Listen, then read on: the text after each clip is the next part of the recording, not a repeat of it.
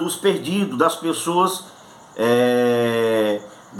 que serão condenadas, das pessoas que serão salvas, né? Condenadas e salvas. E a justiça de Deus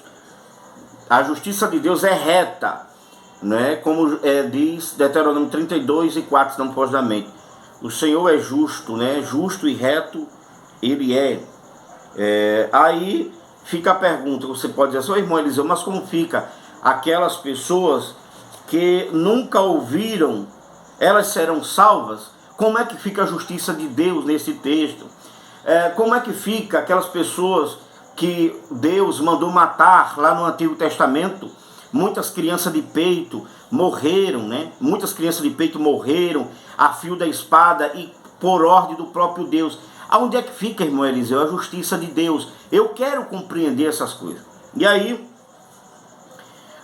nós temos mais uma prova de que Deus é justo, que é sobre a questão do Evangelho, aonde, primeiro nós provamos aqui que Deus é justo, porque quando Ele fez o homem, Ele não fez o homem robotizado, mas pela sua misericórdia, pela sua graça, livremente o fez para que ele se relacionasse verdadeiramente com Deus, ou ele escolhesse não se relacionar verdadeiramente com Deus. Os irmãos estão me entendendo?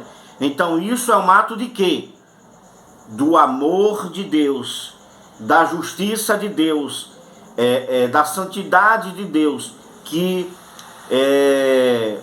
mesmo ninguém o forçando a fazer isso, Deus fez pela sua própria vontade. E a outra prova de que Deus é justo é pela justiça revelada. Quem é a justiça revelada? É Cristo. Cristo é a justiça revelada para salvar todo pecador. É Ele o mensageiro e é Ele a mensagem. Os irmãos estão entendendo? É Ele o mensageiro e é Ele a mensagem. E também nós podemos ver que o Evangelho, as boas novas de Cristo, as boas novas de salvação, essa também é um fator preponderante que demonstra a justiça de Deus, porque todos quanto crê na pregação do Evangelho, automaticamente eles estão crendo que Cristo é o Senhor e Salvador de suas vidas. Então, por este meio eles serão julgados e por esse meio eles serão condenados. Irmão Eliseu, então é o homem que tem a última palavra? Não é o homem que tem a última palavra. Quem tem a última palavra é Deus. É Deus que diz como o homem vai ser salvo, e é Deus quem diz como o homem serão condenados. O homem não tem a última palavra em absolutamente nada. Agora, obviamente que esse indivíduo, se ele preferir não crer na mensagem do Evangelho, que Cristo é o Senhor e Salvador da humanidade, e que para isso ele veio, morreu e ressuscitou, então, obviamente, aquela pessoa está fazendo uma escolha não por Deus, mas pelo diabo. Então é por causa disso que ele vai ser condenado. E quem estabeleceu isso? Deus. Então, o Evangelho, as boas novas, é um meio que demonstra, que prova a justiça de Deus. Porque Deus poderia deixar todo mundo se perder. Mas Marcos capítulo 16, versículo 15 e 16 diz: ide por todo mundo, pregai o Evangelho a toda criatura, aquele que crê será salvo, aquele que não crê será condenado. E aí ele vai falando sobre a necessidade de pregar o Evangelho. Inclusive Romanos 10 e 14, 10, 14 a 17 diz assim: como, pois, invocarão aquele em quem não creram? E como crerão naquele de quem não ouviram? E como ouvirão se não há quem pregue? E como pregarão se não forem enviados? Como está escrito: qual formoso os pés dos que anunciam o evangelho da paz, dos que trazem alegres novas de boas coisas. Mas nem todos têm obedecido ao evangelho. Pois Isaías diz: Senhor, quem creu na nossa pregação. Aí ele conclui aqui, diz certo que a fé é pelo ouvir e ouvir a palavra de Deus. E aí tem aquele versículo que Jesus disse, olha, quando esse evangelho do reino for pregado em testemunho a todas as gente, então virá o fim. O que isso quer dizer, irmãos? Isso quer dizer que o evangelho é um meio pela qual prova que Deus é justo. Porque ele está dando direito iguais a todas as pessoas. Aí, mais uma vez, irmão, e aquela pergunta que o senhor disse lá e as pessoas que não ouviram a palavra, como é que fica a justiça de Deus diante dessa situação? Bom, irmãos, existe uma polêmica em torno disso, eu falo disso depois. Mas eu creio piamente que elas não serão condenadas. Ah, irmão, então tem outro meio de se salvar que não seja Cristo? Não. O meio da salvação é Cristo. Agora a Bíblia diz que o Cristo, o Deus vivo, todo-poderoso, ele foi proclamado não somente por palavras humanas, mas Salmo 19, versículo 1, parece, ou é 7, diz assim, que os céus proclama, me perdoe, os céus proclama a glória de Deus, e um dia faz menção a outro dia, uma noite faz menção a outra noite. E o apóstolo Paulo, em Romanos capítulo 1 e versículo em diante, 1 em diante, todo o contexto vai falar sobre que, tendo conhecido a Deus pela natureza tal, são indesculpáveis. Então, assim, a natureza relatada em Romanos, ela, na minha opinião, você pode discordar. Pode botar no comentário, irmão Eliseu, eu não entendi muito bem, eu queria que o senhor aplicasse mais isso aqui. Olha, a natureza vista aqui em Romanos capítulo 1, ela não serve apenas para, ela não pode servir apenas para condenar. Como diz alguns professores de teologia. Olha, veja, 1:18. Porque do céu se manifesta toda a ira de Deus sobre toda a impiedade e injustiça dos homens, o qual detém a verdade em justiça. Porquanto que Deus se pode conhecer, nele se manifesta, porque Deus o manifestou. Porque as suas coisas invisíveis, desde a criação do mundo, tanto o seu eterno poder como a sua divindade se entende e claramente se vê pelas coisas que estão criadas, para que eles fiquem inexcusáveis, porquanto, tendo conhecido a Deus, não glorificaram a Deus, não glorificaram como Deus. Bom, o versículo 20, 18 a 20, ele está fazendo uma relação da natureza em si como resultado óbvio de alguém que tem um poder extraordinário para fazer aquilo. Não seria o tronco de uma árvore, não seria o próprio rio, porque tem aí os filósofos pré-socrático, né? E também o filósofo pós-socrático, e cada ele tinha uma ideologia, uma filosofia a respeito do mundo, do Deus, de alguém que criou aquele universo. Mas toda a teoria deles não faz sentido dizer que ele teve algum poder para fazer aquilo. Então, por exemplo, se eu dissesse que isso aqui, esse objeto, obrigado objeto, porque você me fez do rio, obrigado objeto, eu vou ser condenado. Por quê? Porque eu sei que aquele objeto cair da minha mão, ele vai quebrar, esse objeto vai quebrar, ele não tem a mínima condição de ter feito um rio. Aí eu vou me render a esse objeto. Aí é o que a Bíblia, aí é onde muitos teólogos dizem que essa passagem ela serve para condenar e não para salvar. Ora, se essa passagem só serve para dizer que a pessoa que viu, né, toda aquela natureza e não creu em Cristo, por isso serão condenados, então o contrário também é verdadeiro.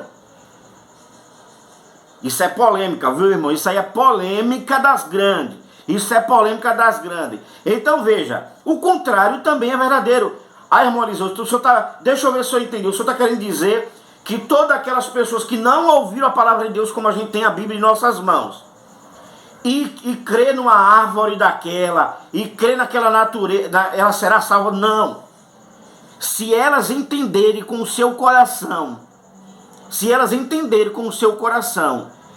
que o resultado de tudo aquilo que está lhe que tudo aquilo que está em sua volta foi um ato de alguém soberano, foi um ato de alguém que até aquele momento não teve capacidade de fazer aquilo ali, desde o ser humano até os seres inanimados, como pedra, como rio, não tem condição. E essa pessoa se rende. Olha, irmão, preste atenção, isso não é o seu pastor que está mandando dizer não, viu? Isso sou eu que estou ampliando, comentando aqui, você saiba filtrar. Talvez esse não seja o entendimento do seu pastor. Mas, biblicamente, nós não estamos tratando do livro de São Cipriano, né? Estamos tratando de um texto que é polêmico, correto? Então, se aquela pessoa se render, né, a esse Deus que fez tudo isso, então, a minha opinião, meu modo de ver, né, eles serão salvos. Agora, todos aqui, e diga-se passagem, a fé continua estando em Deus, né? A fé continua estando em Deus, a fé continua estando no Cristo. Você está entendendo? Agora, aí a Bíblia diz que o apóstolo Paulo chegou em Atenas, chegou lá, tinha uma placa, ao Deus desconhecido. Como assim ao Deus desconhecido? Isso é uma longa história, porque remonta a uma época do período de interbíblico. O período interbíblico, a história longa não vai dar para contar. Mas aquele Deus desconhecido lá, eles serviam porque diante dos deuses que as pessoas adoravam ali, nenhum dele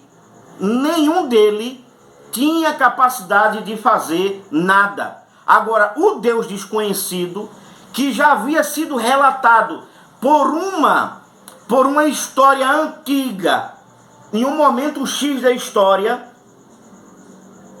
aí é porque não dá para detalhar aqui agora, não vai dar para detalhar, mas esse Deus desconhecido, irmãos, que ele estava servindo, agora Paulo clareia, ele disse, esse é o Deus que eu estou pregando.